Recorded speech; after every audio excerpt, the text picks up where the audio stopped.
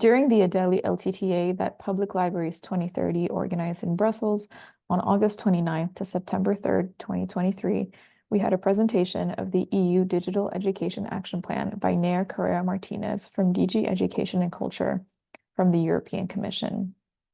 The presentation included a couple of interactive icebreaker questions using Mentimeter. Nair highlighted the importance of digital skills, showing statistics stating that 90% of the future jobs will require digital skills and that 43% of Europeans lack digital skills. So, what is the Digital Education Action Plan and what does it include? The Digital Education Action Plan is a renewed European Union policy initiative that sets out a common vision of high-quality, inclusive, and accessible digital education in Europe and aims to support the adaptation of the education and training systems of member states to the digital age.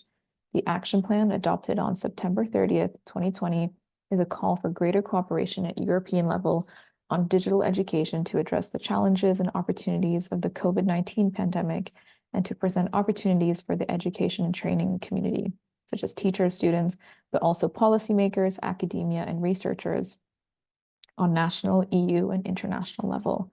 There are two strategic priorities. First, fostering the development of a high-performing digital education system. The second, enhancing digital skills and competences for the digital transformation.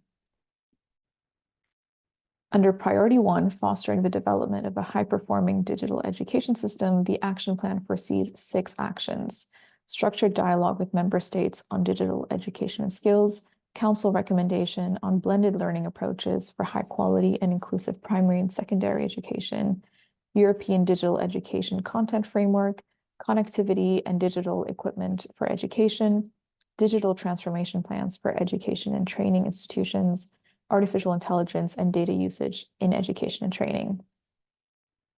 Under Priority 2, enhancing digital skills and competences for the digital transformation, the action plan includes 7 actions: guidelines for teachers and educators to foster digital literacy and tackle disinformation through education and training, an update of the European Digital Competence Framework, a European Digital Skills Certificate, Council recommendations on improving the provision of digital skills in education and training, cross-national collection of data, and EU-level target on student digital skills, and digital opportunity traineeships, as well as women's participation in STEM studies and careers.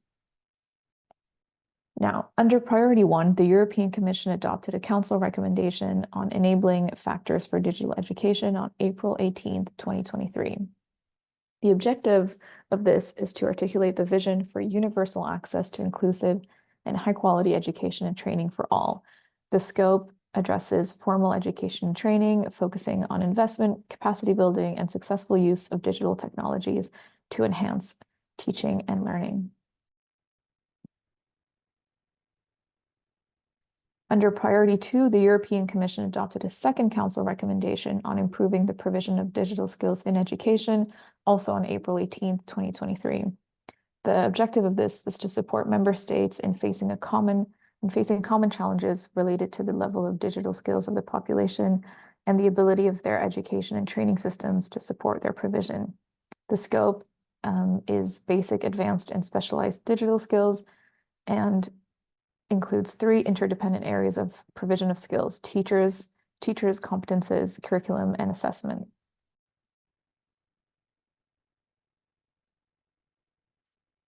Following another Mentimeter intervention, the presentation highlighted tools such as digital skills frameworks and self-assessment tools that are included in the Digital Education Action Plan. Next, we learn about Selfie, the self-assessment tool for schools to assess their digital maturity.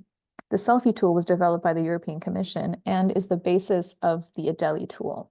So Selfie is a self-assessment tool to help schools assess where they stand with learning in the digital age. It's an anonymous questionnaire of a school's strengths and weaknesses in their use of digital technologies for teaching and learning. It's available in 33 languages. It's free and open to everyone, and it's based on the Digital Competent Framework for organizations.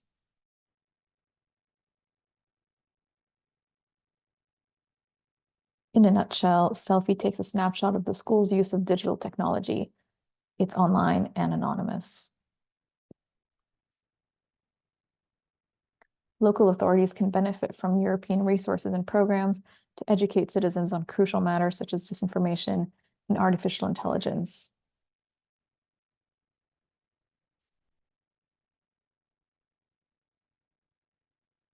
Another interesting publication relevant for libraries are the guidelines for teachers and educators to promote digital literacy and tackle disinformation through education and training.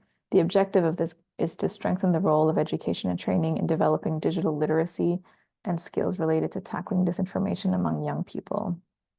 How does it do this? It provides hands-on guidance, activity plans, tips, and cautionary notes for teachers, and it was developed by a dedicated expert group. The target of this guidance, of these guidelines, are teachers in primary and secondary education, as well as school leaders, policymakers, civil society, and parents. And this is available in all European languages.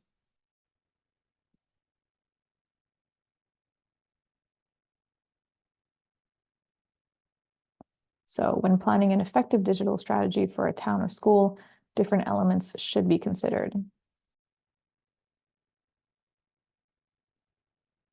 We also learn about more concrete measures of how EU funding programs such as Erasmus Plus support the aims of the Digital Education Action Plan. The objective of this is to boost the digital readiness and planning of education and training institutions and to promote training in digital education.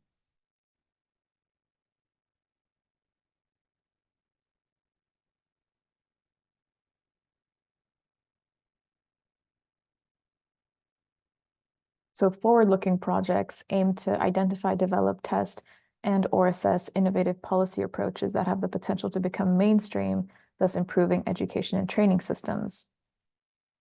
And so these need to support ideas responding to the key European priorities. Ultimately, the goal is to foster innovation in terms of scope, groundbreaking methods, and practices, or ensure transfer of innovation.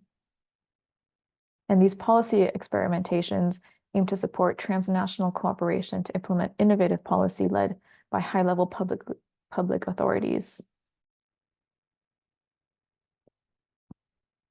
Current investments allowed by the Recovery and Resilience Facility can support a meaningful and sustainable change in the community. EU funding opportunities encourage innovative schools and organizations to network and to work internationally.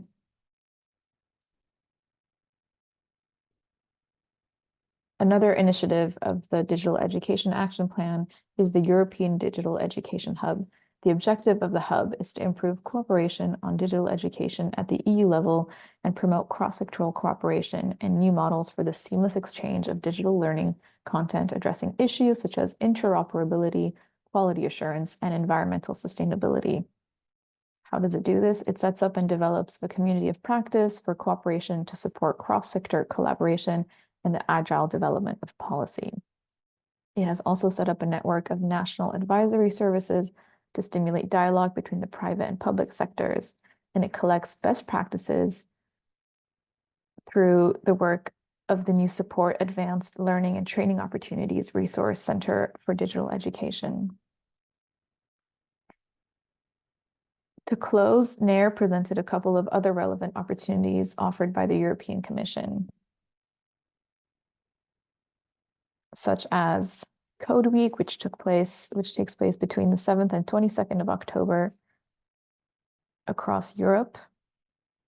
She also presented Discover EU, which is an initiative for 18-year-old EU citizens to explore Europe with free train passes.